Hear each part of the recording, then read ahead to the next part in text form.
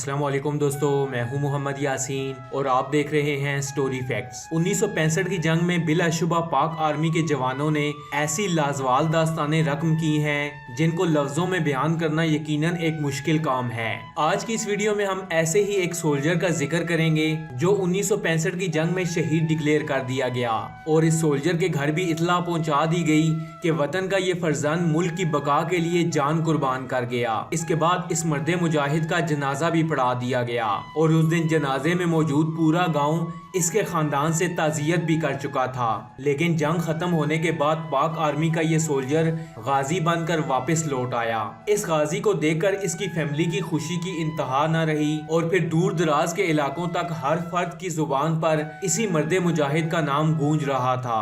दोस्तों, पाक आर्मी का ये मुजाहिद कौन है और शहीद डिक्लेयर होने के बाद गाजी बनकर कैसे घर वापस लौटा? तफसीलात में जाने से पहले मेरी दोस्तों से गुजारिश है कि स्टोरी फैक्ट्स चैनल को सब्सक्राइब कर लें और साथ में लगे बेल आइकन को भी दबा दें ताकि रोजाना आने वाली ऐसी इंफॉर्मेटिव वीडियोस आप तक बआसानी पहुंच सकें। दोस्तों, पाक आर्मी के इस सोल्जर का नाम मोहम्मद सदीक सुलहरी है। स्क्रीन पर नजर आने वाले इस गाजी ने 1965 और 1971 की दोनों जंगें लड़ी हैं। मोहम्मद सदीक के मुताबिक जिस प्लेटून में इनकी ड्यूटी थी उसे चारबा सेक्टर पर तैनात किया गया था। 6 सितंबर की वो रात जब भारत ने पाकिस्तान पर 600 टैंकों के साथ अचानक हमला किया तो पाक आर्मी इसके लिए तैयार न थी और इन्हें अपनी जगह से थोड़ा पीछे हटना पड़ा और चविंडा के मुकाम पर अपनी गन्स को फिट कर लिया।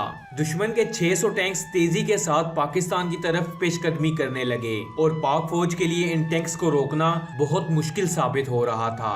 इसके बाद दुश्मन के इन टैंकों को रोकने के लिए पाक आर्मी के जवानों ने वो कारनामे किए जो शायद इस दुनिया में मौजूद किसी मुल्क के सोल्जर भी ना कर सकें। मोहम्मद सदीक कहते हैं कि पाक आर्मी के जवान अपने सीने के साथ मैनफील्ड यानी बारूद बांधकर टैंकों के नीचे घुस जाते थे और कुछ देर बाद दुश्मन के वो टैंक हवा में उड़ते नजर आते थे। दुश्मन पूरी तरह बौखला गया, वो समझ नहीं पा रहा था कि आखिर हो क्या रहा है। इसके बाद इंडिया ने अपने टैंक्स वापस पीछे की तरफ भगाने शुरू कर दिए। दोस्तों, इस गाजी का कहना है कि जब इंडिया ने 6 सितंबर की रात पाकिस्तान पर हमला किया तो ये 29 मील लंबी और 14 मील चौड़ाई में चविंडा के मुकाम पर पहुंच गए थे।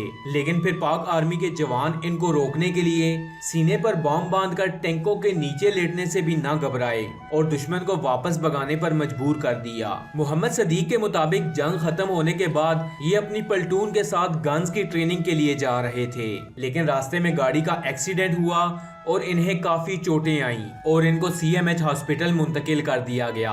जख्मी होने के बायस इनकी सांसों में रुकावट पैदा हुई और डॉक्टर्स ने इत्तला पहुंचाई कि मोहम्मद सदीक शहीद हो चुके हैं। ये खबर इनके घर तक भी पहुंच गई जहां इनका जनाजा भी पढ़ा दिया गया। डॉक्टर्स के मोहम्मद सदीक के शहीद होने की खबर देने के कुछ ही लम्हे बाद इनकी सांसें भी बहाल हो गईं और मेडिकल ट्रीटमेंट के बाद ये सेहतयाब हो गए। बेशक अल्लाह जिसे चाहता है जिंदगी देता है और जिसे चाहता है मौत। जब ये गाजी बनकर घर लौटे तो पूरी फैमिली समेत पूरा गांव मोहम्मद सदीक के इस्तकबाल के लिए रास्ते में खड़ा था। इनके मुताबिक दूर दूर के इलाकों से लोग सिर्फ ये देखने आते थे कि ऐसा कौन सा गाजी है जिसका जनाजा पढ़ा दिया गया। लोग इनसे मोहब्बत का इजहार करते और इनके लिए लाखों दुआएं करते।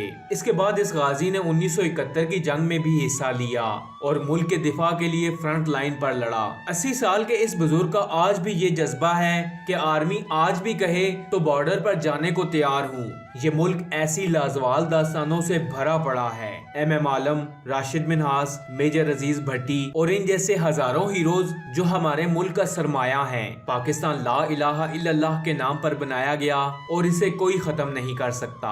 मैं उम्मीद करता हूँ कि आपको इस वीडियो से बहुत कुछ जानने को मिला होगा। ऐसी और इन्फॉर्मेटिव वीडियोस देखने के लिए स्टोरी फैक्ट्स चैनल को सब्सक्राइब कर लें और साथ में लगे बेल आइकन को भी दबा दें ताकि रोजाना आने वाली ऐसी इन्फॉर्मेटिव वीडियोस आप तक बआसानी पहुँच सकें। मैं मिलूंगा आपसे अगली वीडियो में, तब तक के लिए अल्लाह हाफिज।